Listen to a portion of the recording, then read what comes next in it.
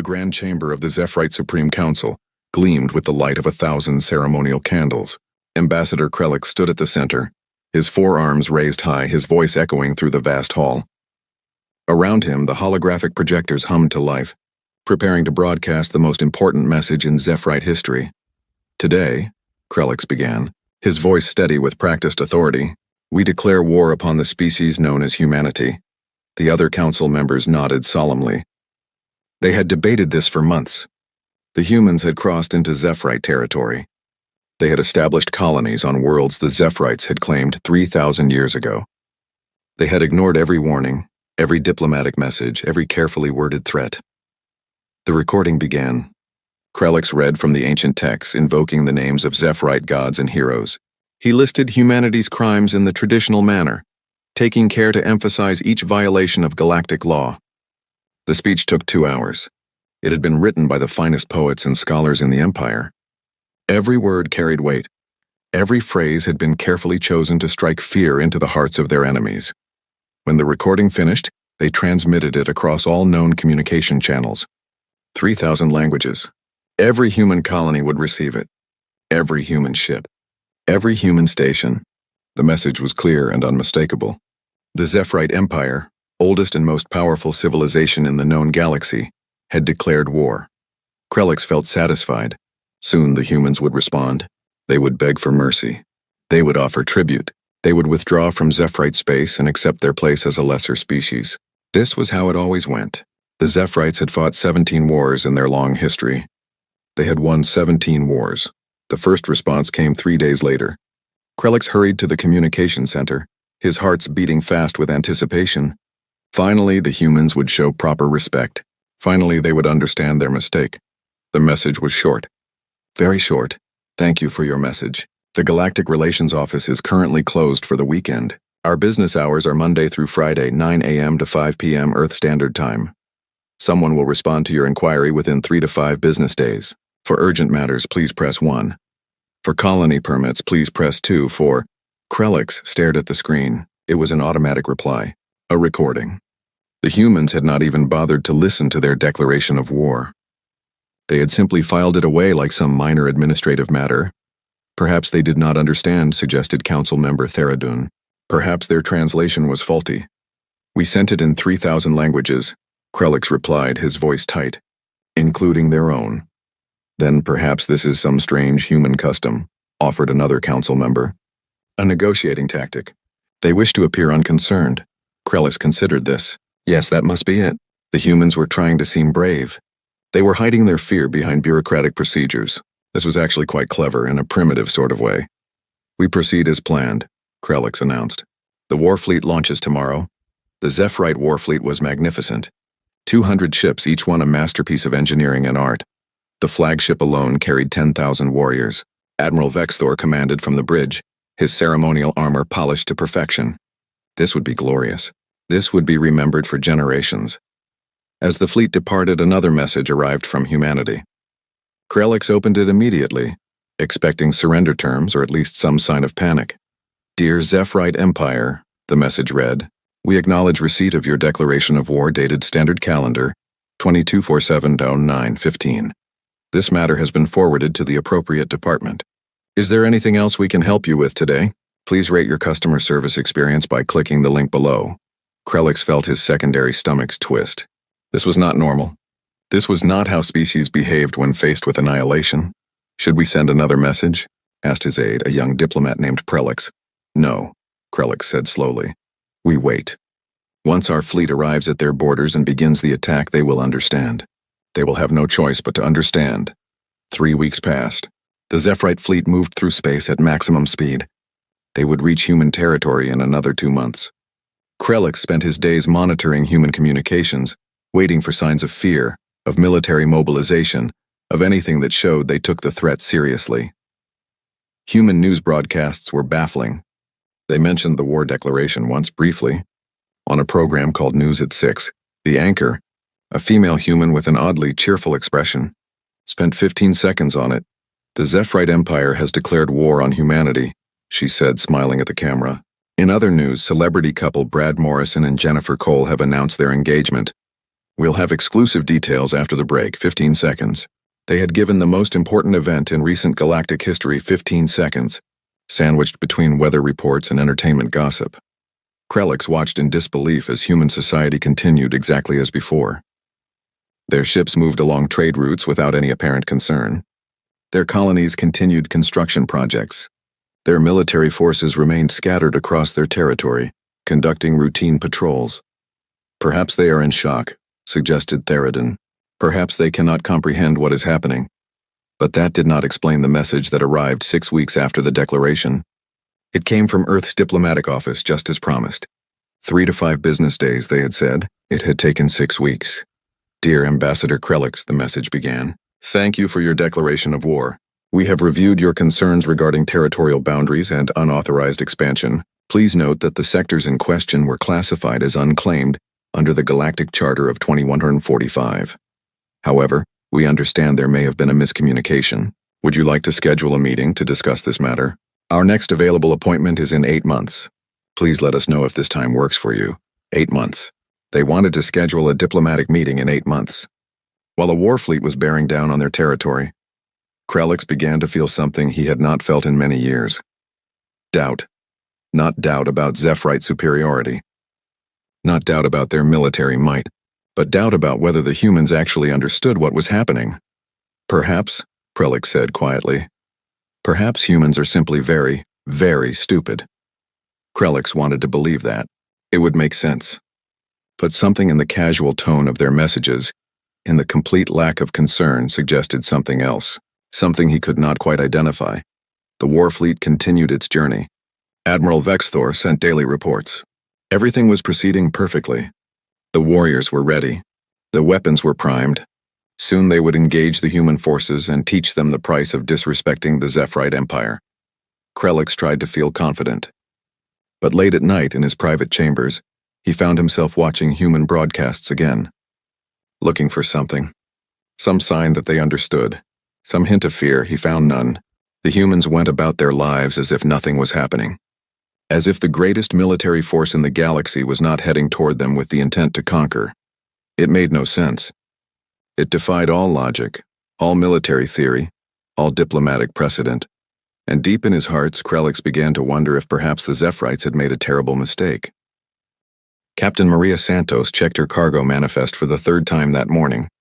200 tons of mining equipment, 50 atmospheric processors, and one very expensive piece of surveying gear that someone had marked as fragile. She hated fragile cargo. It always meant extra paperwork if something broke. Her ship, the Profitable Venture, was a standard human freighter, nothing fancy. It had decent engines, adequate shields, and enough weapons to scare off pirates if they were having a bad day. Maria had been running cargo between colonies for 12 years now. It was boring work mostly. But it paid well enough, Captain. Her co-pilot Jake called from the bridge. Did you see the news thing? Which news thing? Maria was busy securing the atmospheric processors. They had a tendency to shift during jump if you did not strap them down properly. About the war. Maria paused. What war? Some alien empire declared war on us. The Zeph something. Zephrates, I think. Huh. Maria went back to checking the cargo straps. When did this happen? Like 6 weeks ago, apparently. 6 weeks? Maria laughed. And we're just hearing about it now? Jake shrugged, even though she could not see him from the cargo bay. I guess it wasn't important enough for the news feeds. I only saw it because my mom sent me an article. She thought it was interesting. Maria finished with the processors and headed back to the bridge. Jake had the article pulled up on the main screen. She read it quickly. Some empire spanning 47 star systems. Claims about territorial violations. Formal declaration of war with all the traditional ceremonies. Well, Maria said, settling into her captain's chair. That's weird. Should we be worried? Maria considered this. She pulled up a star map and located Zephyrite space. It was pretty far away. Their current route took them nowhere near it. Probably not. I mean, if it was serious, we'd have gotten a message from command, right? Change of routes, security alerts, something.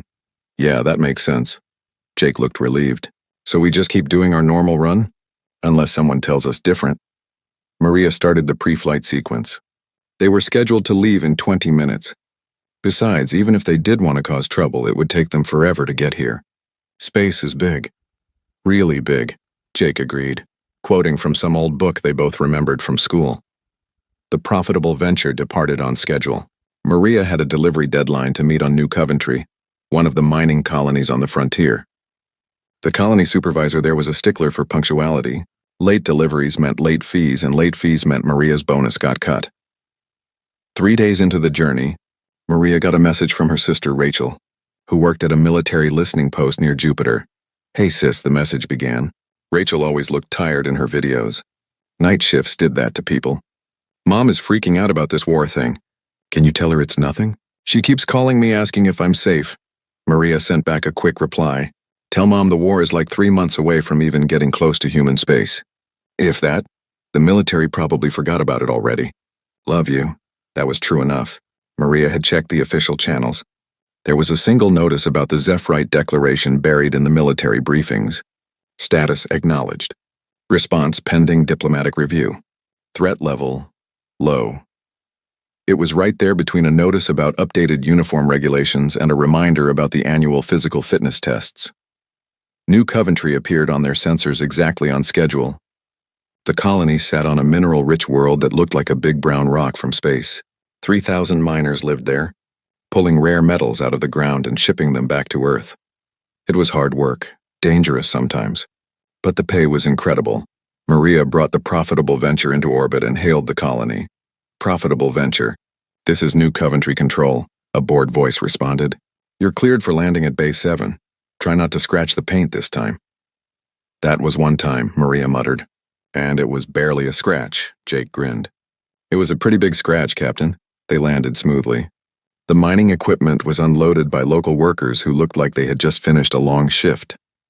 Maria handed over the paperwork to the colony supervisor, a grumpy man named Peterson who inspected every item like he expected to find something wrong. "Heard about the war," Peterson said while checking the atmospheric processors. "Yeah?" Maria was only half listening. She was watching the workers unload the surveying equipment. "Fragile, remember? Bunch of nonsense if you ask me. These aliens think they can just roll in here and tell us what to do." Peterson snorted. "Let them try. We've got work to do." That seemed to be the general attitude. Maria talked to a few other people while waiting for her return cargo. Nobody seemed particularly concerned. A few people joked about it. One miner said he hoped the aliens would hurry up so they could get it over with before football season started. The return trip was uneventful. Maria delivered her cargo, filed her reports, and took a few days off. She spent most of that time sleeping and catching up on her favorite shows. About 2 months after the initial declaration, Maria noticed military ships moving around more than usual. Not a lot more, just enough to be noticeable. A few extra patrols, some supply runs to the outer colonies. "Is this because of the war thing?" Jake asked when they saw a cruiser pass by on their next run. "Maybe?" Maria checked the fleet movements on her authorized channels. She had low-level clearance from her time in the Navy. The military was doing something, but it did not look like much. Standard defensive positions, routine readiness checks. Nothing that suggested panic or emergency preparations. She did notice one thing, though. A lot of the really big ships, the dreadnoughts and carriers, were not moving toward HFY space. They were moving away from it, toward the far edge of human territory. Toward the galactic rim, that was odd. But Maria figured it was not her business. She hauled cargo. The Navy did Navy things. Everyone had their job. 3 months after the declaration, a message went out to all civilian ships. Maria read it while having breakfast. "Attention all vessels. Be advised that hostile forces may be present in sectors 447 through 451. Recommend alternate routes where possible. This is a low-priority advisory. Maintain standard protocols, sectors 447 through 451. That was near New Coventry. Maria checked her schedule. She had a delivery to New Coventry next week. She sent a message to Control. "Do I need to postpone the New Coventry run?" The reply came back in an hour. "Negative. Proceed as scheduled. Local defenses are adequate. Local defenses." Maria knew what that meant. New Coventry had maybe 6 orbital platforms and a handful of patrol ships. Nothing special. She mentioned this to Jake. "Should we be worried?" he asked. Maria thought about it. The military said proceed as scheduled. They would not send civilians into actual danger, probably. "Nah, they've got it covered." "If you say so, Captain." Maria did say so, and she believed it mostly. The thing was, if the military thought the Zephyrites were a real threat, there would be a lot more activity. Cancelled leave. Emergency drills, fleet mobilizations, the whole 9 yards. Instead, everything felt normal, routine.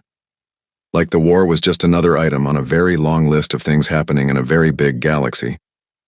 The profitable venture headed toward New Coventry right on schedule. Maria had equipment to deliver and a bonus to earn.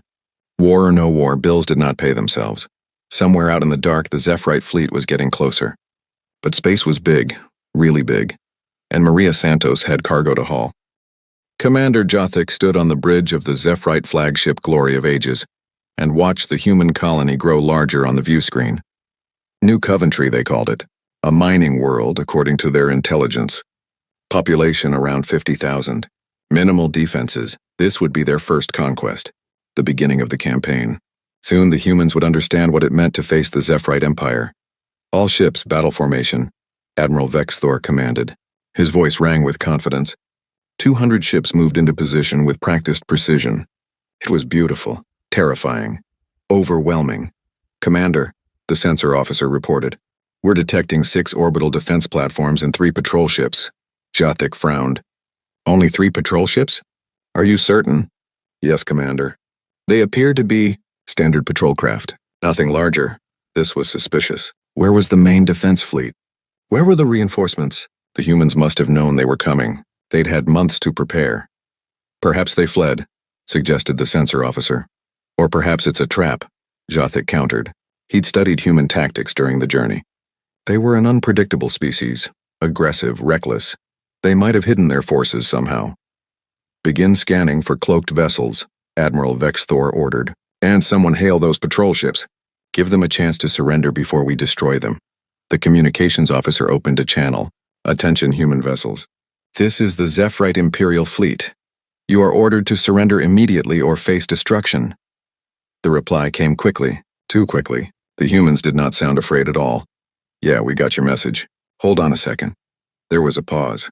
Jothik could hear voices in the background talking casually. Hey Marcus, what's the protocol for this?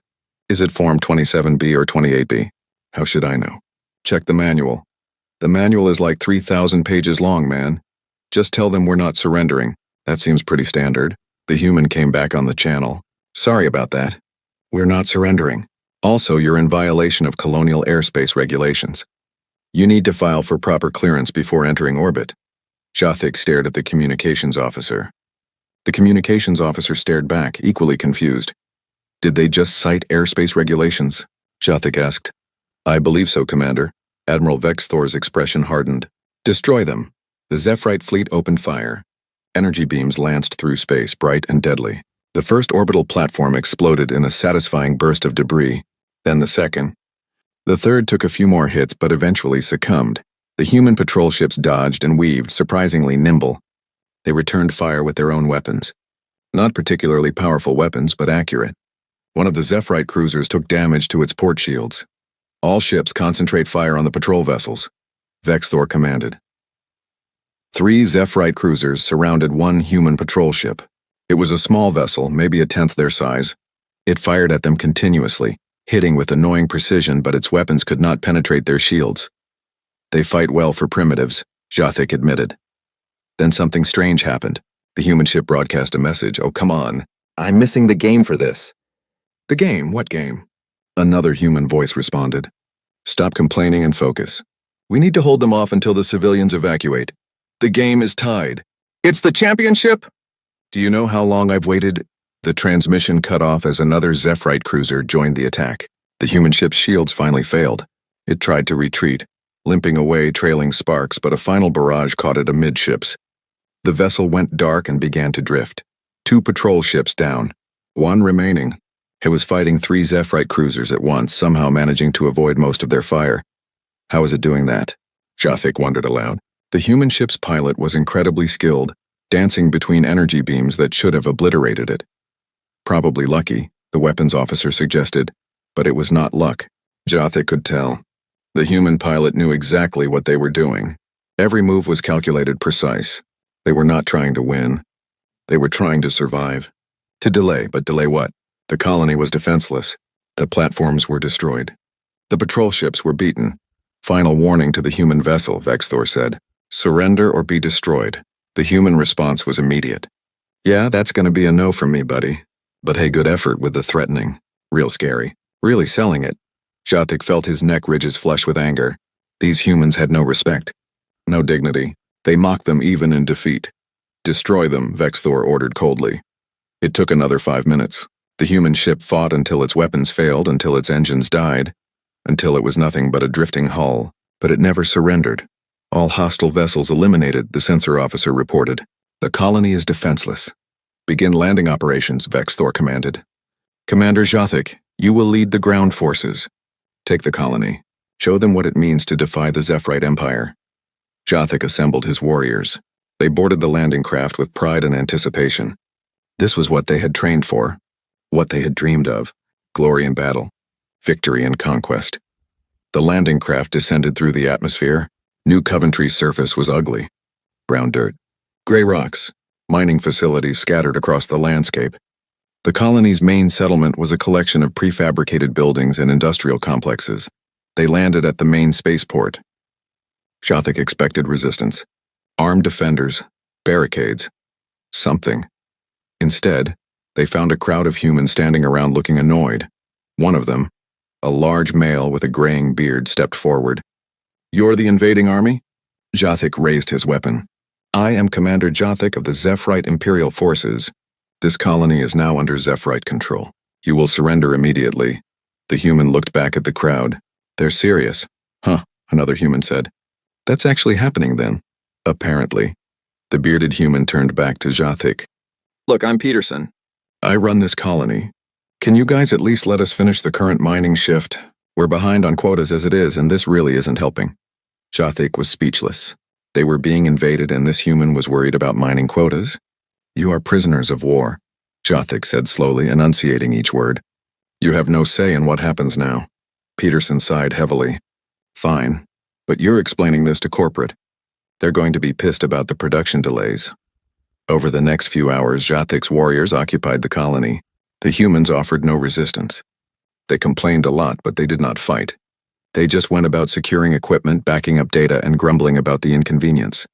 This is not normal, Jathik told his second-in-command. Conquered people should be afraid. They should be panicking. Perhaps they are in shock, Commander, but they did not look like they were in shock. They looked annoyed, frustrated, like someone had canceled their plans for the weekend.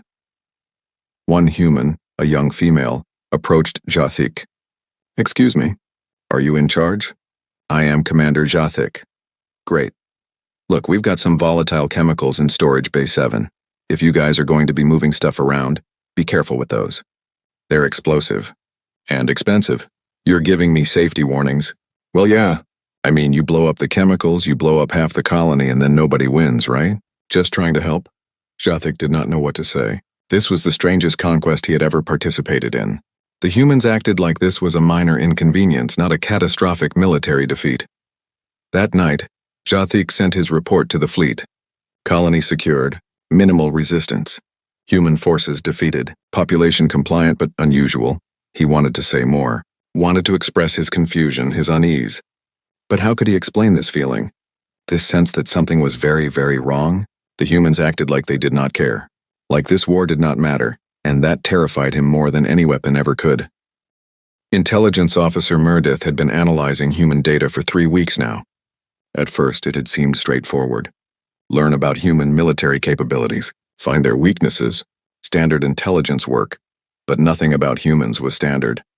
She sat in her office aboard the Glory of Ages, surrounded by holographic displays showing human communications, ship movements, and historical records. The more she learned, the less she understood. Commander Jathik, she called through the communication system. I need to show you something. Jathik arrived quickly.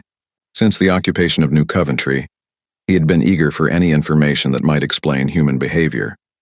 What have you found? Meredith pulled up a star map. I've been tracking human military movements over the past 6 months. Before our declaration of war, during and after.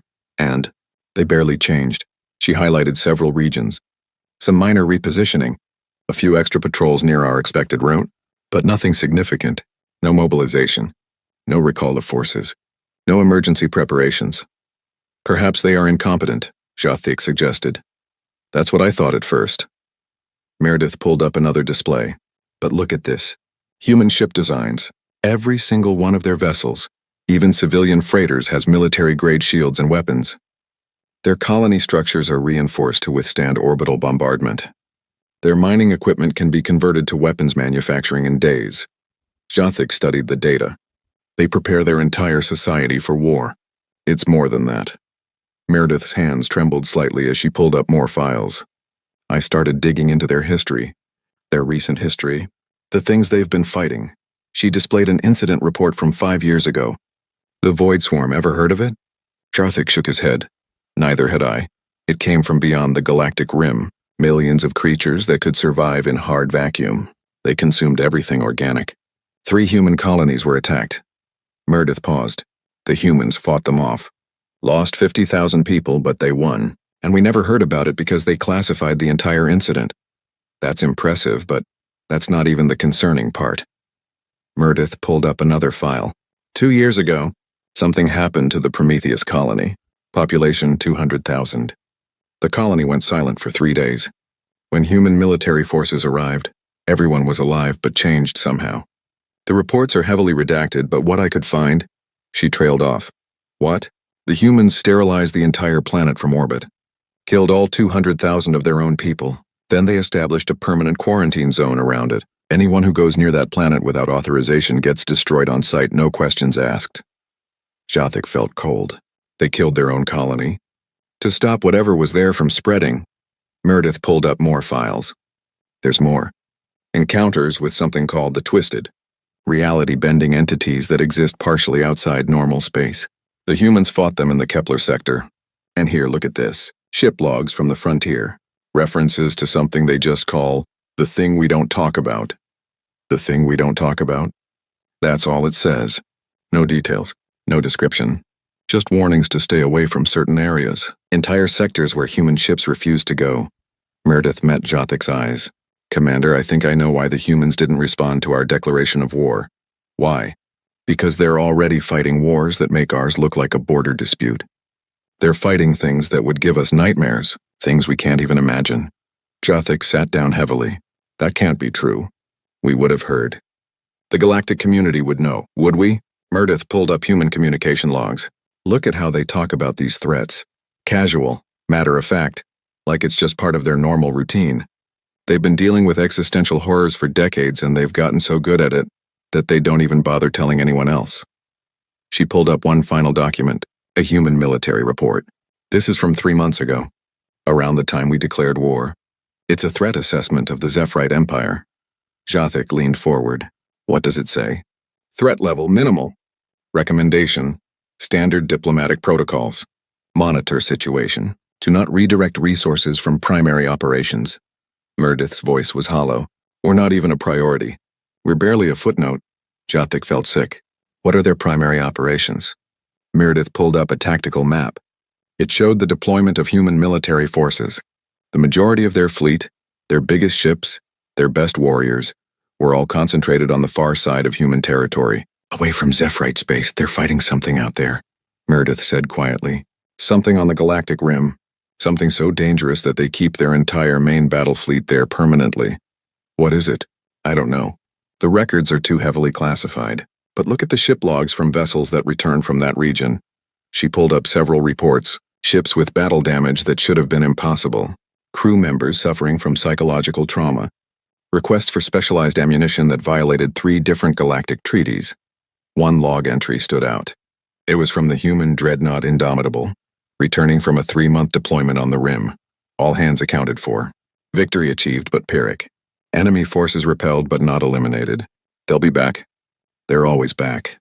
Recommend continued maximum alert status. Whatever happens, we can't let them through. If they reach the inner colonies, if they reach Earth. The rest was redacted. Jothik read it 3 times. What could make humans write like that? I don't know, Meredith admitted. But I found something else. Look at the human ship that fought our cruisers at New Coventry. The one that held out so long. She pulled up the ship's specifications. Standard patrol vessel. Crew of 20. Designed for anti-piracy operations. Nothing special. It fought like a warship, because to humans every ship is a warship. Every crew is trained for combat. Every colony is a fortress. Meredith looked exhausted. They live like this all the time. Always ready. Always fighting. Because they have to be. But why didn't they tell us? Why didn't they warn the galaxy? Meredith laughed bitterly. Maybe they tried and no one believed them. Or maybe they decided it was better to handle it themselves. Keep the rest of us safe and ignorant. Jathik thought about New Coventry. The humans who had seemed so unconcerned about being conquered. They weren't in denial. They weren't stupid. They just had bigger problems to worry about. We need to tell the Admiral, Jathik said. We need to tell the Council. Tell them what? That we picked a fight with a species that's already fighting for its survival against things we can't comprehend? That our grand invasion is just a minor annoyance to them? Yes, Jathik stood. Exactly that. They went to Admiral Vexthor together, showed him everything. The Admiral listened, his expression growing more troubled with each revelation. When they finished, Vexthor was silent for a long time. This changes everything, he finally said. We need to withdraw immediately. What about New Coventry? Jathik asked. Give it back. Apologize.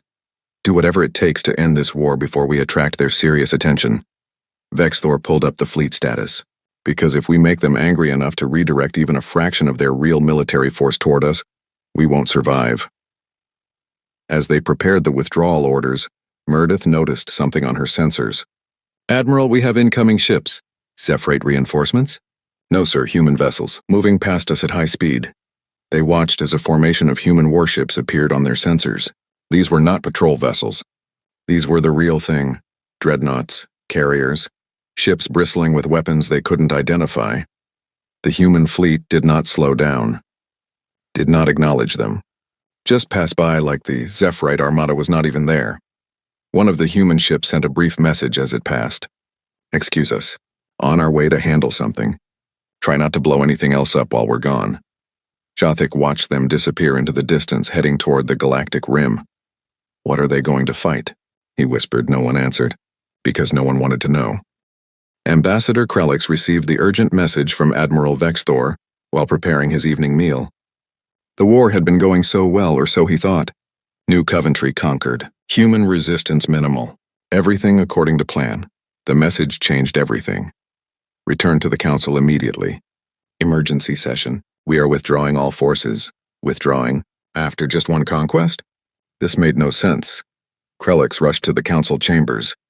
The other members were already assembled, their expressions grim. Admiral Vexthor stood at the center, looking like he had aged 10 years in a matter of days. Explain, Council Member Theradune demanded.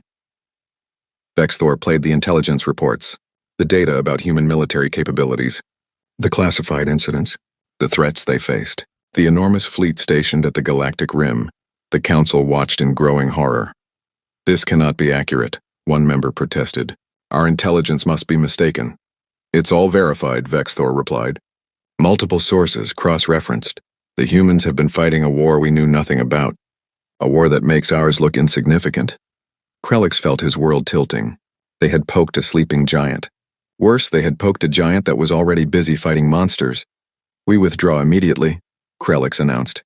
Send peace envoys. Apologize, return New Coventry. Whatever it takes, agreed, Theradune said. The vote was unanimous. They sent their finest diplomats to Earth, offered reparations, begged forgiveness, waited anxiously for the human response. It came 2 days later. Oh, were we at war? Sorry, we've been a bit distracted. Sure, peace sounds good. We'll send someone to sign whatever paperwork you need. How about next month? We've got our hands full right now. Next month. The humans would get around to officially ending the war next month. When they had time. When they were not busy with whatever they were actually fighting. The Zephrite fleet began its retreat. Commander Jathik supervised the withdrawal from New Coventry. The humans there seemed almost disappointed to see them go. That's it? Peterson asked. You're leaving already? The war is over, Jathik explained. We are returning your colony. Huh, okay then. Peterson looked at his datapad. I need you to sign some forms. For the damage reports. Corporate will want documentation. Even in withdrawal, the humans were concerned about paperwork. As the Zephrite ships departed New Coventry, Jathik stood on the bridge and watched the planet shrink behind them. He felt relief. They had survived their encounter with humanity. Barely. Commander, the sensor officer called. Multiple contacts ahead. Human warships. Jathik's heart skipped. Were the humans attacking despite the peace agreement? But no. The human fleet was moving perpendicular to their position. Not toward them, past them. A massive formation of warships heading somewhere else. Somewhere more important, the ships were massive. Dreadnoughts that dwarfed anything in the Zephyrite fleet. Carriers that could hold hundreds of fighters. Vessels covered in weapons and armor and things Jathik could not identify. And the damage. Every ship bore scars. Blast marks. Hull breaches that had been hastily repaired. These were not parade ships. These were warriors returning from battle. One of the human vessels sent a casual transmission as it passed. "Hey there, nice ships you've got. Very shiny. We'd chat, but we're on a schedule. Got some bad guys to shoot. You folks take care now." The transmission cut off. The human fleet continued on its way, disappearing into the vast darkness of space. Jathik realized he was holding his breath. He forced himself to exhale. "Where are they going?" his second-in-command asked. "Somewhere we should be grateful we don't have to follow," Jathik replied. The journey back to Zephyrite space took 3 months. 3 months of quiet reflection. 3 months of understanding just how close they had come to destruction. Ambassador Krellick spent those months writing his report. It would be the most important document in recent Zephyrite history, a complete reassessment of humanity and their place in the galaxy. He titled it, "The Humans, a Revised Strategic Analysis." The report was blunt. Humans were not the primitive upstarts the Zephyrites had assumed. They were warriors hardened by conflicts the Zephyrites could barely imagine. They had fought and defeated threats that would have destroyed the Zephyrite Empire. More importantly, they had done it quietly. Without boasting. Without demanding recognition, they had simply handled their problems and moved on. "We must seek alliance with humanity," Krellick wrote in his conclusion, "not as a matter of conquest but as a matter of survival. Because if the threats they face on the galactic rim ever break through, we will need them. We will need their strength, their experience, their weapons. And if we have made enemies of them instead, if we have earned their anger, then we will have no one to protect us from what comes next." The council read his report in silence. When they finished, Theradun spoke first. "We must make amends. Proper amends. Not just peace, but friendship." "Agreed," Krellick said. "I will volunteer to be our permanent ambassador to Earth. Someone needs to build bridges between our peoples.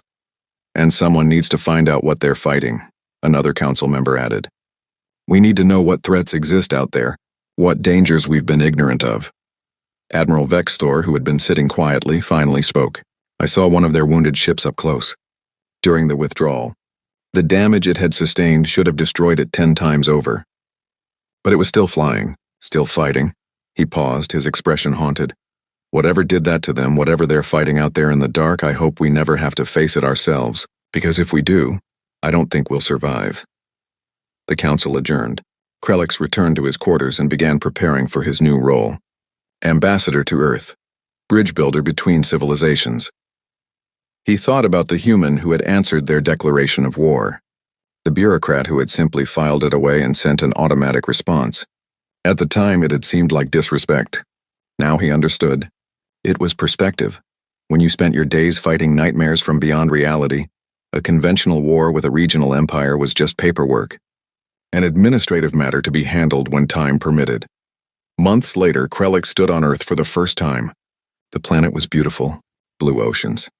Green continents, peaceful. He met with the human diplomatic corps. They were polite, professional. They accepted the Zephyrite apology graciously. They signed the peace treaty without drama. "Thank you for understanding," Krellick said, "about the war, about our mistake." The human diplomat, a middle-aged woman named Ambassador Chen, smiled warmly. "Don't worry about it. These things happen. Miscommunications, territorial disputes. It's all pretty normal." "Normal," Krellick repeated. To humans, their war had been normal. A minor inconvenience. "We're actually glad to have another ally," Chen continued. "The more friends we have, the better. Because out there," she gestured vaguely toward the sky, "well, there's a lot of galaxy. And not all of it is friendly." "What are you fighting?" Krellick asked. "Out there on the rim." "What is it?" Chen's smile faded slightly. "Nothing you need to worry about, Ambassador. We've got it handled, but we've got it handled," she repeated more firmly this time. "That's our responsibility. Our burden. You just worry about keeping your people safe and being a good neighbor. That's all we ask."